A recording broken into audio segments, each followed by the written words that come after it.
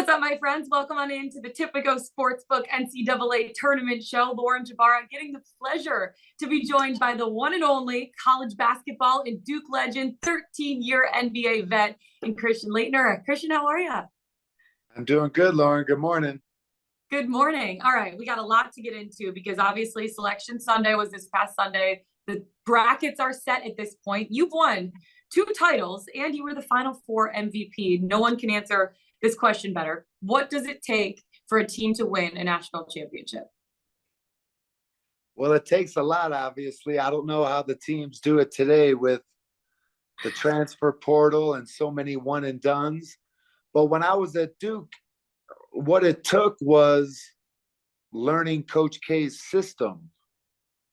And I wasn't very good at it my freshman year. But as the years go by and sophomore year, junior year, you start to learn his system. You start to learn his defensive rules and how he wants you to play defensively. And then it really takes a lot to learn the way he plays his offense. So when I was there, it took a year or two to get everything under your belt. So I see it's just harder for the kids nowadays and the coaches to implement their system, to get everyone on the same page and make them play defense the right way, make them play offense the right way. So I'm just shocked when the teams play well now because if a player's not happy or doesn't think he's playing enough, he can transfer. And then schools like Kentucky and Duke and, some other really high-level schools, the kids go to the NBA after a year. So it takes a lot. But the main thing it takes is buying into the defensive system, buying into the way the coach wants you to run offense. And that's the only way we were good at Duke, because it takes months, it takes years for you to learn the system. And once we got it under our belt, we had lots of success. You mentioned the one and done rule and also now the transfer portal. Like, for you, how has that kind of changed the makeup of a successful tournament team? Because so much has changed over the years with those two things. Well, the first thing I see is that the teams that have some junior and senior, upperclassmen leadership, those are the teams that I see that, have a good chance and do well. If you look at Gonzaga, they still have kids that stay at their school for 3 or 4 years, and that's why they continue to have a lot of success. And then the coaches that are really, really good, like Bill Self and John Shire and any coach that's very established. I see a lot of teams that have upperclassmen leadership that seem to do the best. The teams that have all freshmen, it might take them a little longer, but it's good to see Duke doing well because most of the game they only have, one upperclassman out there, Jeremy Roach, and then he's surrounded by four newcomers, 4 freshmen. But I think that's why Gonzaga continues to do well every year because their kids stay and they have some upperclassmen leadership. Yeah, it is really crazy to think about, all of the changes, but Gonzaga has been a fun team to watch for years on end. Looking forward to seeing their run in the tournament this year. You obviously have made some pretty memorable buzzer beaters over the time, or maybe 2, maybe 3, but outside of your own, are there a few buzzer beaters that stand out to you that you recall back either in your playing days or even recently? I think of 3 of them. I think of the, NC State shot by Lorenzo Charles in 1981 or 82, whatever year that was, against Phi Slamma Jamma. And then Tyus Edney's shot, for UCLA. And then Chris Jenkins' shot for Villanova a few years ago was just a huge shot because that was in the championship game with a few seconds left. My 2 buzzer beaters at Duke, weren't in the championship game. So Chris Jenkins' shot was huge. Yeah, absolutely. It's crazy. We're going to get back to your Duke days in a little bit, but first let's talk about the tournament that we have at hand. The bracket's set. All of the number 1 teams we kind of expected to be number 1, but let's talk about Kansas for a second. Can they go back to back? Obviously, the Big 12 is extremely stacked this year, so they've been playing some of the best competition all year. Do you think they can go back to back again? I think they can. I like the way Kansas looks pretty much mostly all the time, but every once in a while they struggle. Um, and I hope Bill Self, recovers and he's able to coach the team. But Kansas is a very good team. They've had 2 or 3 bad games this year, but like I said, they have a few juniors and seniors on their team that really help. And I love the way Bill Self coaches his team. I love the way that some of the kids stay there and they don't they don't do the one and done thing, and that just makes a huge difference. But Yeah, I filled oh out no, my bracket and I have Kansas going to the Final Four. I just think they're too good. They're too well coached, and they got some good upperclassmen, like I've been saying. yeah, they've been playing some really good basketball and finishing at the top of the Big 12. That's no easy task, that's for sure. I know another team a lot of people were talking about heading into the year. They haven't really disappointed. It's been Houston right now. Do you feel like they're deserving of a #1 seed? The one thing that's really stood out to me is they found a way to win on the road. They're 11-0 on the road this season, which is pretty crazy. For sure. I have Houston in my Final Four, and I love that team. I love the way they play defense. I don't know if I've ever seen a team get after it on the defensive end like Houston does this year. They're Yeah. very well coached, and I love their aggressiveness on defense. Sometimes they stall a little bit on offense, but I expect their defense to carry them all the way to the Final Four. And if no one gets injured on their team, they're going to be a tough team to beat. Knock on wood for that one. What about Alabama? They're the tournament's top overall seed right now. There's been a lot of off-court issues surrounding that team. Do you feel like that's going to be too much for them to overcome, or once they're on the court, you kind of just lock in and play basketball? Well, I think the off the court issues will, bother them a little bit. I think they're already bothering them a little bit, but I saw Houston and Alabama play earlier in the year, and it was one of one of the best games of the year. Mm-hmm. Both teams really got at it after it defensively. Alabama seems to be a little better offensively. They can put the ball in the bucket a little better most of the times than Houston. But Alabama, I'm impressed with them because they got a lot of freshmen out on the court, and they're still doing well. Mm-hmm. Let's take it to the Big Ten because, unfortunately, my Michigan Wolverines didn't necessarily have the season that they wanted to have heading into the year. But Purdue, they finished at the top of the Big Ten. They finished on a 5-game win streak. Do you feel like this is a team that's consistent enough to make a deep run in the tournament this year? I think they are. I really like Purdue. I love the way they're coached. I love the way they play. Zach Edey is a monster. Monster. I couldn't imagine playing against him. I played against a few 7'4", 7'5" guys in my days, but he's very good. And with Purdue, it just comes down to their guards. If they can make some shots and hit some threes, because Edey's going to attract so much attention, Purdue's got a good chance. But I really like the way they play. Last but not least, UCLA. How much does Jalen Clark's injury affect their title hopes this season? That was a big blow for them as a team, for sure. It was. I haven't seen them play too much this year. They're a West Coast team, so some of their games are on a little late for me. And I get that. I'm older nowadays, so I'm usually in bed by 9 or 10 p.m. at the latest. But I like Jaquez a lot. He's a very good player. He's an upperclassman. He seems to really make them steady on the court.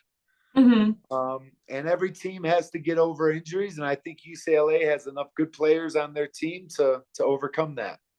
Yeah, absolutely. It's everyone else stepping up. What is it? Every team says the next man mentality, right? The next man up mentality. So that's what they need to go into the tournament with. What about a dark horse that you have? I feel like everyone has a dark horse, a team that they're kind of rooting for that maybe no one necessarily thinks is going to make a deep run. Do you have one of those teams this year? I have two. I really like UConn. Ooh. I really like UConn. They're a good team. And I like Marquette. Marquette was very impressive this past weekend in the Big East tournament. So right now I see those two teams as being surprises maybe. And there's some other good teams out there, but right now I like UConn and Marquette, and of course I'm pulling for Duke. Yeah, let's talk about UConn for a second because it really feels like they're playing their best basketball right now at this time of the year. What stands out about this UConn team that you really like? Well, I'm sorry to admit I can't remember his name, but I know his number. I really like number 44 on UConn's team. Uh-huh. If you can look up his name real quick, but Yeah, he of is course. he is the glue to their team. Number 44 for UConn. He plays the 3-man position, and Andre Jackson Jr. he's like a guard. He handles the ball well. He passes the ball well. He sets up everything on their offense. He doesn't score a ton, but if number 44 does good for UConn, they're a very good team. Yeah, absolutely. I want to take you back to your playing days. And you touched on it a little bit at the beginning of the show, but what was it like playing under a guy like Coach K? And what made him so successful and so special as a coach? Well, we can do a 4-hour Zoom call on all those things. If I had to put it into a nutshell, I would say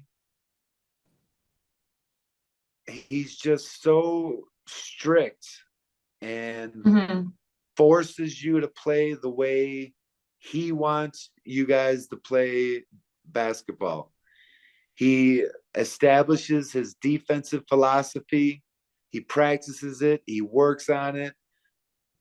We used to deny every pass, fight every catch. So he was very tough on us in all those regards. Then on the offensive end, he would make us play the right way, pass the ball, move, cut, don't jack up so many threes. But that was 30 years ago, so the game has changed.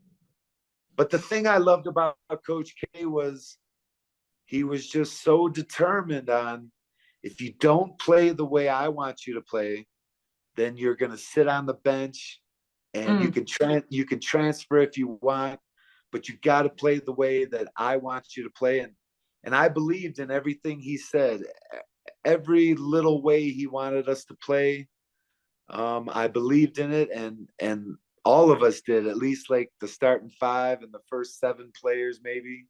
We just really bought into his system. So a coach has to, I coach young players now. I coach 10-year-olds to 18-year-olds.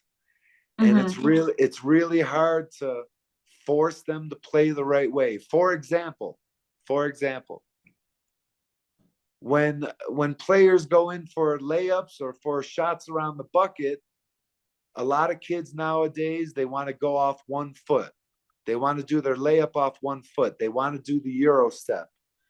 And the thing Coach K really harped on us, and the key thing he really was a stickler for, he was like, go in for your layups off 2 feet. Attack the bucket and jump for your layups off 2 feet. You got more power, more balance. You can shot fake, you can pass.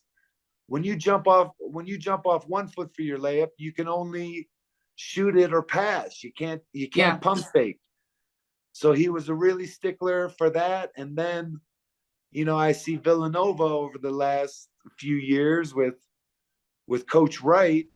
And every time I used to watch Villanova play the last 5 years, you could see that Coach Wright, Jay Wright, made his players go off 2 feet. So it's just those little things. And geez, if you watch the NBA, you see those big, strong, young basketball players going off 2 feet more than 1 foot. And that's a really good way to play basketball.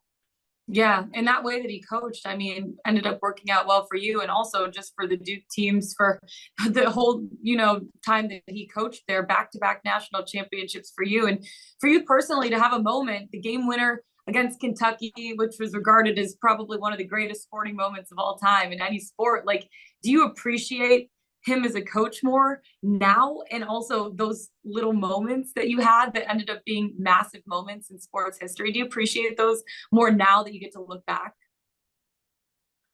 I could not appreciate Coach K more than I ever did 30 years ago. And it might be growing a little more over the years because you just realize what's important on the basketball court. And then when I start coaching myself, I started coaching, young players 4 or 5 years ago, and you realize how important those small things, those small tenets of basketball that Coach K was very strict on us with, you just appreciate them more and more. And Hmm. then every time I see my dad's 80 years old, and he coached me when I was young. And the thing my father used to yell at me the most when I was a young player, I would say between the ages of 9 and 14, is he would say, Christian, catch and face first. Catch the ball and face. Don't dribble right away. Save your dribble. Look to pass first. And that's another thing Coach K harped on us over and over again. Don't dribble right away. Give yourself a chance to read the defense.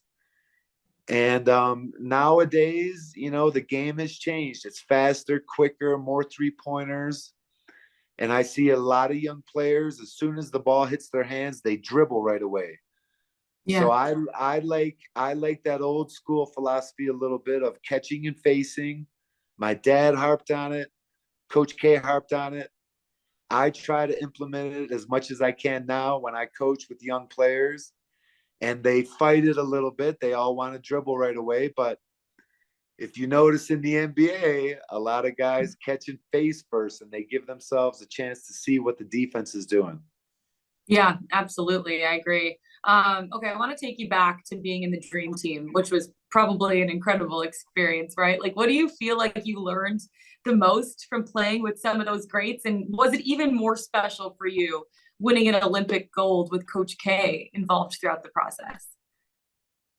Well, of course it was. When I was young, I used to sit down with my parents and watch the Olympics and Yeah. dream about winning a gold medal. So it was just an amazing feeling, an amazing thing to be a part of. And then to be on the dream team with those 11 players, people that I looked up to. When I was 14, I wanted to play like Larry Bird and Magic Johnson. So to be on a team with them was just incredible. But I'll never forget it, and I still treasure it to this day. It really is incredible. You've had such an awesome career. It was fun to watch throughout the years too. And Now I want then to take you. and then you asked me what was the thing I learned the most. Yes. You know, I was on the dream team fresh out of college, and the biggest thing I realized playing with those guys was that you gotta get on your horse and run.